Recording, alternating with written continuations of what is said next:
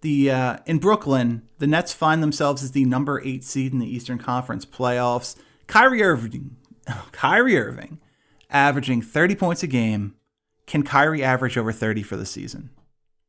For sure he can, because everyone else on this team is just letting him chuck, and everyone just seems so afraid of him, you know, on that team. And I mean, it makes a lot of sense that he would. He's going to be.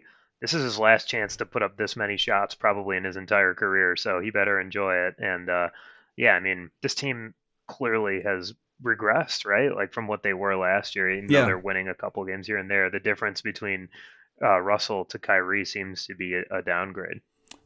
that's true, but they have the elephant on the bench that is Kevin Durant they did not have last year.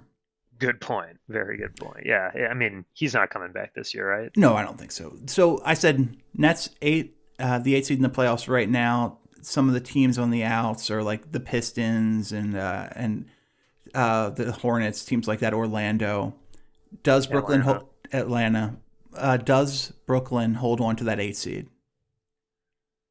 I think they probably do. I just like when you look at their roster, I do think that they've got enough depth, and you assume that like Cleveland will fall out, maybe Chicago rises, maybe Orlando rises, but I think that at the end of the day, I think Brooklyn's just good enough to stay in there.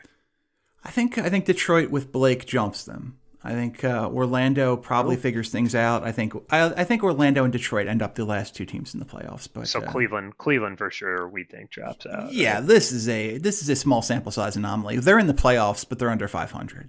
Right. Yeah. That I mean, hey, if they're winning close to the same amount of games they're losing, that would be a great year for them, or But is maybe a it? terrible year for them. Yeah, Yeah, maybe a terrible year exactly. for them. This is a team Well, that it seems to me they so clearly need a guy. They need a James Wiseman or a Cole Anthony or an Anthony Edwards. They yeah. so clearly need a star. Now, Sexton wants to be it for them for sure. But Rozier. the second they trade Yeah.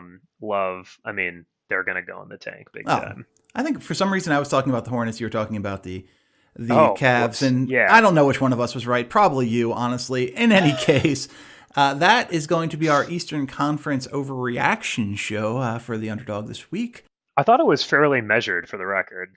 Didn't feel a lot of overreactions. All right, Anshu, challenge accepted. When we come back to the Western Conference next week, it is going to be nothing but overreactions. That's right. I want the hot takes, the hottest takes. I will start putting together the Russell Westbrook MVP campaign right now.